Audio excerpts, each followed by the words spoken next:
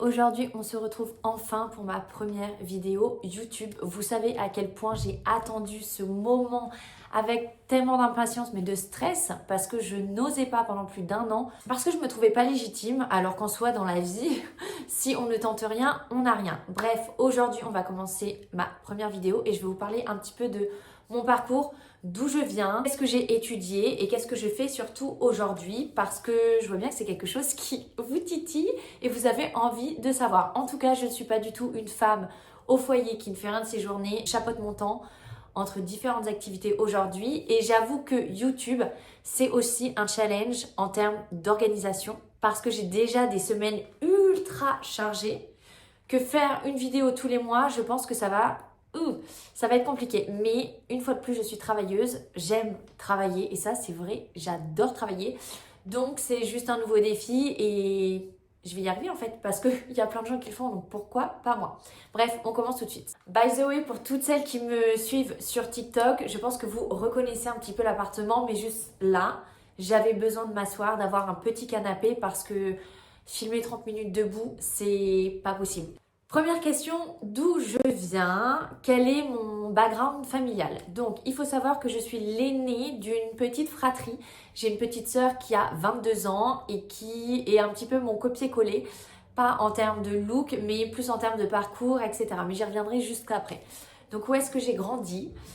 J'ai grandi en province, donc oui les filles, vous pouvez venir de province et réussir sur Paris et être encore plus parisienne que toutes les parisiennes, ça ne veut rien dire. J'ai grandi à Bourges, donc c'est une petite ville du centre de la France. Je pense que beaucoup de personnes ne situent même pas cette ville sur une carte, pour vous dire. Bref, c'est à 1h45 en train de Paris. J'ai aimé plus ou moins mon enfance là-bas, même si je me voyais pas du tout faire ma vie parce que la mentalité des petites villes, les opportunités des petites villes, pas pour moi. Pas pour moi. Moi, j'ai toujours rêvé grand. New York, Paris, Londres, Milan, Singapour. Et le reste, ce n'est pas fait pour moi. Mais il en faut pour tout le monde et je respecte ça. Mais anyway. Donc, j'ai un papa qui est 100% roumain, une maman qui est 100% française et j'ai grandi qu'avec ma maman parce que j'ai eu un père qui s'est pas du tout occupé de nous. C'est pas du tout une fin en soi et je peux vous dire qu'en fait, je suis juste tellement heureuse d'avoir grandi qu'avec une maman capable. Quand on me demande qui sont mes parents, etc., où est-ce que j'ai grandi et que je sors ce truc j'ai grandi qu'avec une maman en fait parce que mes parents ont divorcé et que mon père n'a jamais donné de pension, ne s'est jamais occupé de nous. Et tout le monde me dit oh là là, mais ça a dû être compliqué, ça a été, c'était pas trop la galère. Non, c'était pas du tout la galère. Moi, ma mère, c'est une girl boss. Toujours partie en vacances à l'étranger. On a toujours été en vacances dans des hôtels 5 étoiles. Je ne connais pas le camping. Je n'ai jamais mis un pied dans un camping. Mais bon, voilà. Donc tout ça pour vous dire que c'est pas parce que il y a certains préjugés ou certaines choses où souvent quand la mère divorce et qu'elle se retrouve toute seule, elle n'y arrive pas, elle vit en HLM, que c'est le cas pour tout le monde. Moi, j'ai eu une enfance géniale. J'ai toujours fait des sports élitistes. J'ai fait de l'équitation de mes 5 ans à mes 18 ans. Ma petite sœur, pareil. J'ai pu faire les études que je voulais dans des écoles privées qui coûtent cher. Donc tout ça pour dire que vivre avec un seul parent, ce n'est pas une fatalité. Et je peux vous dire que j'ai eu une mère qui s'est tellement donnée pour ses 2 filles. Mais ma maman, c'est une tueuse au travail. Aujourd'hui, elle est directrice financière. Alors, c'est pas du tout mon domaine, c'est pas du tout moi ce qui m'anime, etc. Je suis pas du tout dans les chiffres. Mais voilà, elle a un super job. Elle a toujours bossé. Et le prix de tout ça, c'est qu'elle a pu nous offrir la vie qu'on méritait en fait, que chaque enfant mériterait d'avoir finalement. J'ai eu du coup, en dépit de tout ça, parce que certes avoir une maman qui bosse c'est bien, parce que financièrement c'est plus confortable, mais j'ai dû très rapidement, très jeune m'occuper de ma petite sœur parce que on avait l'emploi du temps des enfants, des 2 parents qui bossent. Garderie, nounou, babysitter. Je faisais à manger à ma petite sœur parce que ma maman est rentrée tard du travail. Mais bon, bref. Donc ça a fait que j'ai un vrai rôle de petite maman avec ma petite sœur parce que j'ai toujours en fait pris soin d'elle et je me suis très rapidement et très jeune occupée d'elle. On est très proches et quoi d'autre? On est une famille de filles parce que j'ai qu'une grand-mère du coup maternelle, ma maman, ma sœur et moi, et du coup ça fait 4 girls et c'est juste génial. Donc bref, on passe à la question numéro 2. Question numéro 2, c'est quel a été mon parcours académique, où est-ce que j'ai étudié, etc. Donc déjà, je vous ai dit que j'avais une girl boss maman, mais j'ai surtout une mère exigeante, les filles, mais exigeante à un point. C'est que, dites-vous, j'ai eu mon téléphone très très tard. J'ai eu déjà mon téléphone en seconde, quand la majorité des gens l'avaient au collège. J'ai commencé à sortir qu'en première, à condition que mes notes tiennent la route. Et du coup, d'avoir une mère exigeante, ça m'a amené à être ultra rigoureuse et sérieuse à l'école. J'ai vu par ma maman le mérite du travail, les résultats par le travail. Et c'est vrai que du coup, j'ai toujours grandi avec ce modèle-là du si tu ne fais pas d'études, si tu n'es pas la meilleure, enfin si tu n'es pas dans la tête de classe, t'auras rien dans la vie. C'est vrai et pas vrai. C'est vrai dans le sens où ça va naturellement ouvrir les portes à tout, d'être toujours la meilleure, de vouloir être la meilleure, de se challenger, etc. Maintenant, les gens qui, sans études, peuvent réussir. Mais vous partez dans le monde du travail avec des risques. En tout cas, vous partez pas avec toutes les clés entre vos mains. Donc ayant toujours été une bonne élève, j'ai eu mon baccalauréat avec mention très bien. J'étais en classe euro-espagnol, donc j'ai passé des matières en espagnol. En terminale, j'ai rapidement su que je voulais faire une école de commerce. D'ailleurs, je l'ai su dès la première. Et donc, c'était aussi plus simple pour moi de travailler parce que je savais vers où j'avais envie d'aller et ce que je voulais faire et quelles étaient les attentes et la rigueur que je devais avoir pour intégrer les écoles que je voulais. Donc, j'ai intégré l'EDEC, qui est un top 5 en école de commerce français, et je l'ai intégré en post-bac, en BBA. Donc, moi, à mon époque, je dis à mon époque, ça fait pas si longtemps, mais ma petite sœur n'a pas eu la même organisation. Mais moi, on pouvait candidater sur concours ou soit sur dossier. J'avais un très bon dossier, j'ai eu mon bac mention très bien, donc j'ai été prise sur dossier avec juste un entretien oral. Et j'ai fait mes 4 ans là-bas.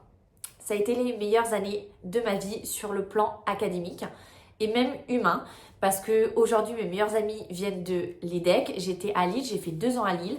J'ai été dans une association qui s'appelle RTE, d'ailleurs qui existe encore. Et ce qui est drôle, c'est que aujourd'hui c'est des mini-nous. J'étais en 2017-2018, si je dis pas de bêtises. Et les gens qui sont recrutés dans cette asso aujourd'hui, j'ai mon sosie dans l'association, mes meilleurs potes ont leur sosie et je trouve ça tellement drôle et tellement chou. C'est ma meilleure bande de copains aujourd'hui. On part en vacances ensemble, pour vous dire, c'est juste incroyable. Et sur le plan académique, ça reste une des meilleures écoles, il n'y a rien à redire. Une vraie différence en termes de niveau et en termes d'élèves. J'en reviendrai un peu plus en détail plus tard par rapport à mon travail aujourd'hui. Mais ayant aujourd'hui des stagiaires dans les équipes que je chapeaute, etc., avec mon travail, je vois clairement la différence et il n'y a pas photo. Mais il n'y a pas photo sur tous les plans. Les niveaux d'anglais, l'ouverture d'esprit, la rigueur, etc. L'aisance à être dans un environnement professionnel, il n'y a pas photo. Donc s'il y a une école à prendre, prenez un top 5 d'écoles françaises, d'écoles de commerce. Deuxième avantage de ces écoles-là, c'est que vous allez partir à l'étranger, vous allez faire énormément de stages, surtout pour les parcours en post-bac. Et je ne dis pas ça pour défendre le BBA parce que quand j'étais en BBA, les grandes écoles n'arrêtaient pas de dire oui, mais vous n'avez pas fait une prépa, vous êtes moins bon. Mais en entreprise, on est meilleur que vous. Et c'est triste à dire, mais c'est vrai. On est beaucoup plus adaptable vu qu'on n'a pas été formaté à rentrer dans des cases. Et donc, ce qui fait que en premier job, je ne dis pas en plus tard, au bout de 10 ans d'expérience, etc., mais en premier job, un BBA sera beaucoup mieux formé qu'un grande école. Et je vous parle en toute honnêteté et transparence les filles, parce que ça a été mon cas de figure. Quand vous êtes en M1 face à un grande école et M1 BBA, vous aurez déjà 4 stages sur votre CV. Quand le grande école, on n'aura peut-être que 1. Et croyez-moi, ça fait la différence. Je suis partie au Mexique et c'est assez drôle parce que j'avais postulé, j'avais mis vraiment 2 zones géographiques qui n'ont rien à voir. J'avais mis Mexique en premier choix, deuxième choix, j'avais mis Moscou. Et j'ai eu mon premier choix, donc je suis partie au Mexique. Et en fait, je regrette tellement pas d'avoir été dans un pays chaud pour la simple et bonne raison que l'échange académique, c'est sincèrement des vacances. Alors oui, vous y allez dans le cadre de l'école, vous êtes là pour apprendre, etc. Mais c'est pas ça finalement qui va faire que vous allez ressortir plus grand. C'est les langues, parce que vous allez apprendre une nouvelle langue à partir à l'étranger. Donc n'allez pas en Belgique, prenez des endroits qui sont beaucoup plus lointain. Vous allez apprendre à vivre loin de vos proches. Et ça, c'est, je pense, le plus beau cadeau que vous pouvez vous faire à cet âge-là. Cet âge-là, c'est une chance énorme parce que c'est pas quand vous allez être dans la vie active que vous allez pouvoir partir comme ça 7 fois dans l'année et faire des road trips, partir avec des inconnus, aller dans des auberges de jeunesse, etc. Quand vous êtes dans la vie active, vous allez avoir vos congés comme tout le monde et vous ne pourrez pas poser quand vous voudrez et vous serez limité, vous ne pourrez pas partir 5 semaines à la suite. Donc ça, c'est un petit conseil que je peux vous donner. Prenez des destinations où vous pouvez voyager, découvrir des choses qui sont très différentes de ceux auxquels vous êtes habitués. Je voulais un master, pas en France. J'avais vraiment cette volonté, mais vraiment cette volonté d'être dans un environnement qui colle à 100% au luxe. Et le luxe, c'est pas le UK. Le luxe, c'est pas l'Espagne. Le luxe, ça peut être la France ou l'Italie et ou Monaco. Et donc, j'ai naturellement été à Monaco parce que le master était bon, parce que les cours m'intéressaient, parce qu'il y avait des cours sur la gémiologie, des cours sur le yachting. En tout cas, c'était ultra complet et c'était des choses qu'on ne retrouvait pas dans les autres masters qui étaient beaucoup plus classiques. Et j'avais surtout envie d'avoir une classe ultra internationale. Et j'ai adoré. La fin de 5 années d'études. Et maintenant, je vais passer à la troisième question. Troisième question que vous m'avez posée, c'est concernant les stages. Quel est mon environnement professionnel ? Eh bien, on va commencer par faire un petit déroulé. Donc, j'ai eu beaucoup de stages durant mes études. Si je dis pas de bêtises, j'en ai eu 5. Ouais. Avec mon recul aujourd'hui, choisissez vraiment des stages et faites en sorte de trouver des stages où la maison vous fait rêver parce que vous allez être bien plus responsable. Ensuite, j'ai eu 2 stages chez Chanel, donc un stage de fin d'études EDEC, où là, j'ai travaillé pour la division horlogerie-joaillerie et j'étais au merchandising pour la zone Europe, donc toute la coordination du merch dans les boutiques européennes et saisonnières. Donc européenne fixe, par exemple la boutique Chanel de Milan ou la boutique Chanel de Madrid, je dis vraiment n'importe quoi, et comme par exemple Porto Cervo ou Bodrum, qui sont des boutiques qui ouvrent que l'été, ou en tout cas en saison estivale. J'ai adoré. Adoré. C'était la maison de mes rêves, je l'ai eue. J'ai eu des super managers, j'ai appris énormément de choses. C'est en ça où dans vos stages, je pense qu'un meilleur conseil que je peux vous donner les filles, c'est que durant tous vos stages, testez différentes tailles d'entreprises, des très grosses et des moins grosses. Je vais y revenir juste après. Mais Chanel, ça a été génial sur le plan formateur, l'exigence, la rigueur, le prestige. Vous vous sentez spécial quand Chanel vous rappelle et que vous intégrez la maison.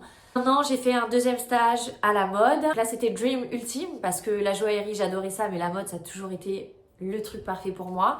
Et j'ai intégré les animations retail, donc j'étais chef de projet. Je ne vais pas rentrer dans le détail, en tout cas, j'ai adoré. À la suite de Chanel, j'ai pas eu de CDI, donc de toute façon, j'ai dû switcher sur autre chose. J'ai trouvé un job, on va dire, alimentaire chez RS, qui est une marque du groupe Chanel. Donc je suis retournée dans le groupe Chanel pour une autre maison, mais j'ai fait de la vente. Et oui, je dois le dire, je crois que ça a été une des expériences les plus enrichissantes sur le plan perso et pro. Pourquoi ? Parce que j'ai découvert un écosystème, j'ai découvert des process et j'ai compris, après tant d'années à travailler dans les bureaux, quelles étaient les vraies contraintes, quels étaient les vrais enjeux des gens qui travaillent en boutique. Et pour avoir travaillé sur toute la partie amont, à faire des guidelines pour les boutiques, à développer des animations pour les boutiques, etc., là, je me retrouvais sur le floor et j'ai compris en fait comment une boutique fonctionnait. J'ai compris comment on devait traiter un client, à quel point le storytelling de la marque et des produits était important. Bref, c'est aussi dans cette aventure de vente où j'ai rencontré ma meilleure amie. Donc bref, ça a été sur le plan perso et pro génial. J'ai fait que 6 mois parce que au bout de 6 mois, j'ai trouvé un autre travail. Une page s'est tournée et j'ai trouvé un job dans une agence marketing. Et ça a été la meilleure, de loin la meilleure école sur le plan professionnel. C'est une expérience où j'ai tout appris, j'ai été ultra curieuse, j'ai posé beaucoup de questions, j'ai eu une super manager. Et en fait, celle que je suis aujourd'hui, c'est grâce à cette expérience-là. Donc, j'étais chef de projet. J'avais un portefeuille compte client dans l'univers du luxe. Chef de projet, ça veut dire quoi ? Vous êtes finalement le chef d'orchestre pour qu'un projet soit bien mené de A à Z et qu'on le livre en temps voulu au client. Donc, des projets tels que des box influenceurs, le développement de vitrines, le développement de packaging, de nouveaux packaging pour des marques. Ça a été vraiment 360 et ça a été génial. Je me suis vraiment éclatée dans mes missions et j'avais vraiment l'impression d'avoir du sens dans ce que je faisais. Et c'est vrai qu'il n'y a rien de plus gratifiant de voir un client content pour le travail qui a été accompli. Ça m'a permis de travailler avec des profils très divers, des créas, parce que travailler avec des créas, ça demande de travailler avec des pincettes, parce que c'est des profils qui sont très sensibles, puisque quand vous faites un retour sur un travail qui a été réalisé, etc., ça touche directement à eux, à ce qu'ils sont. Donc ça demande voilà, une certaine douceur dans les mots que l'on emploie. J'ai travaillé avec des photographes, j'ai travaillé avec des retoucheurs. Juste passionnant en fait, j'ai coordonné des shootings, bref. Avec et sans des mannequins, j'ai bossé aussi pour la marque Undies. Bref, ça a été ultra professionnalisant. Et si j'ai un conseil à vous donner les filles, passez en premier job dans des agences marketing pour ensuite retourner chez l'annonceur. Parce que je sais à quel point c'est compliqué de trouver un job en sortie d'études dans une marque. Et dans une marque, vous n'allez pas tout voir. Dans une marque, vous allez être cantonné à un type de mission qui est répétitif. Et vous pourrez me dire tout ce que vous voulez. Je l'ai connu, je l'ai vu de mes propres yeux. J'ai des copines qui sont là-dedans. Je sais ce que c'est. Vous êtes dans un scope de mission et vous n'en sortirez pas. À moins d'être directeur, mais ça, c'est pas tout de suite. Et encore une fois, pour un poste, il y a énormément de demandes. D'être passé en agence, non seulement ça vous apprend à travailler dans le stress, à travailler avec des urgences, avec des deadlines, avec des gens qui sont ultra exigeants parce que vos fronts de clients, c'est qui? C'est des directeurs marketing. Je pense que je ressors de 2 ans d'agence pour une équivalence de 5 ans, voire 6 ans dans une marque. Et ça a été le plus beau cadeau que j'ai pu me faire. Mais l'agence, c'est terminé et ça a été quelque chose de tellement compliqué pour moi. Et je vais vous l'expliquer. Mais j'ai passé 2 ans où j'ai adoré mon équipe. J'ai passé 2 ans où j'ai aimé mes projets. Et j'ai voulu y mettre fin. J'ai demandé une rupture conventionnelle pour la simple et bonne raison que j'avais l'impression de ne plus rentrer dans ce moule, de ne plus rentrer dans cette case. En fait, durant ces 2 années, j'ai fait un travail sur moi d'introspection avec un psychologue pour comprendre un petit peu qui j'étais, ce que j'aimais, ce que je voulais faire de ma vie. Et ça m'a fait prendre conscience de beaucoup de choses qui étaient intérieures à ma personne. Et je me suis rendu compte qu'en fait, j'étais pas forcément à la place où j'avais envie d'être. Ça veut pas dire que j'avais un ego surdimensionné et que je me trouvais meilleure et que je méritais mieux, pas du tout ça. Mais que j'avais envie de travailler pour moi, de faire les choses pour moi, que j'avais à cœur de créer ma marque, que j'avais à cœur de voler de mes propres ailes et de pas forcément dépendre d'un top management au-dessus de moi. Et donc, j'ai mis 6 mois à réussir à demander une rupture conventionnelle. Mais ça a été, les filles, tellement compliqué. Parce qu'une fois de plus, je voulais pas partir parce que j'étais pas bien. C'est pas parce que l'environnement de travail était toxique. C'est juste que j'avais envie d'autre chose. Ça a été 6 mois tellement durs intérieurement pour moi. Je rentrais à la maison et je pleurais parce que j'y arrivais pas. Parce que je me disais, putain, j'ai pas réussi à en parler avec ma manager. Bref, j'ai réussi à demander et à avoir ma rupture conventionnelle, à partir. Et ça m'a amené là où j'en suis aujourd'hui. Donc ça fait 1 an que je suis à mon compte. Ça fait 1 an que j'accompagne des marques. J'ai plusieurs clients pour plusieurs et divers sujets, du community management, de la direction marketing et communication. Bref, je fais plusieurs choses et c'est vrai que c'est quelque chose qui me va très bien. Je me professionnalise, je gagne confiance en moi, je me rends compte que j'accomplis des belles choses. Et c'est vrai que c'est quelque chose où j'ai toujours eu beaucoup de mal jusqu'à présent de reconnaître ma valeur et de reconnaître que ce que j'entreprends est légitime et bien fait. C'est vrai que j'ai un peu ce côté-là à toujours me dire oui c'est bien mais quelqu'un aurait pu faire mieux. Et en fait le chemin de la vie c'est d'avancer et forcément naturellement plus je vais grandir, plus je vais me perfectionner, mieux mon travail sera effectué, plus il sera qualitatif. Néanmoins ça reste des petites victoires, il faut savoir se les dire. 50% de mon temps pour de l'influence, donc TikTok, YouTube, et je m'éclate. Je passe aussi plus de temps à démarcher des marques, etc. pour avoir des meilleurs collabs. Aujourd'hui, je fais ça. Donc, en ce moment, j'ai une grosse mission qui a été d'implémenter un département marketing, le recrutement de nouveaux profils, de mettre des process, de développer des assets et de relifter l'intégralité des marques et l'ADN du groupe. Et ça a été génial. En parallèle de ça aussi, sur un futur un chouïa plus long, parce que je vais continuer à faire du freelance, mais j'ai envie de créer ma marque. Et c'est vrai qu'en 1 an, mon projet a beaucoup évolué. J'en ai jamais trop parlé sur les réseaux parce que j'aime pas parler de choses quand elles ne sont pas concrètes, mais j'ai toujours eu à cœur de créer ma propre marque. que ce soit dans la mode, que ce soit dans un autre domaine. Bref, j'ai beaucoup cheminé. Il y a un an, c'était clair et net dans ma tête, c'était une marque de mode. J'avais pris des cours de dessin, des cours de stylisme. J'avais commencé à travailler des collections sur papier. J'avais commencé à rechercher un nom, à travailler l'identité de la marque. En fait, je me suis rendu compte que pour faire ça, c'était bien beau d'avoir toutes ces idées-là, mais il fallait aussi de l'argent. Et je me suis vite retrouvée au pied du mur à me rendre compte que j'avais clairement pas de côté assez d'argent pour financer une collection telle que je l'imaginais. Et c'était pas faire une collection pour faire une collection où il y a un pantalon ou il y a un t-shirt. Si je crée ma marque, j'ai envie que ce soit propre, carré. Je suis quelqu'un d'ultra exigeante avec moi-même et donc tout ça, ça demande de l'argent. Donc j'ai un peu repensé toute ma stratégie autour de cette marque-là. Est-ce que j'étais finalement prête à le faire maintenant? Et je me suis rendu compte que ma priorité, c'était de faire grandir mon chiffre d'affaires, de pouvoir mettre de l'argent de côté pour pouvoir derrière réaliser mes rêves et réaliser la marque ou les marques que j'ai en tête et qui me font vibrer. J'en suis là aujourd'hui et je pense que j'ai un petit peu fait le tour de mon parcours. J'ai 27 ans, donc j'ai encore toute la vie devant moi. Mais j'aspire à de grandes choses. Je travaille du lundi au dimanche. Donc je n'ai pas de week-end. Et c'est vrai que c'est quelque chose parfois qui m'amène à me sentir un peu en décalage avec mes amis ou les gens de mon âge. Parce que sortir, c'est compliqué. J'ai tellement un rythme de vie qui est autour du travail que j'ai besoin de me coucher tôt pour recharger mes batteries. Je ne passe pas mes week-ends à regarder des séries. D'ailleurs, ça fait très longtemps que je n'ai pas regardé de séries, etc.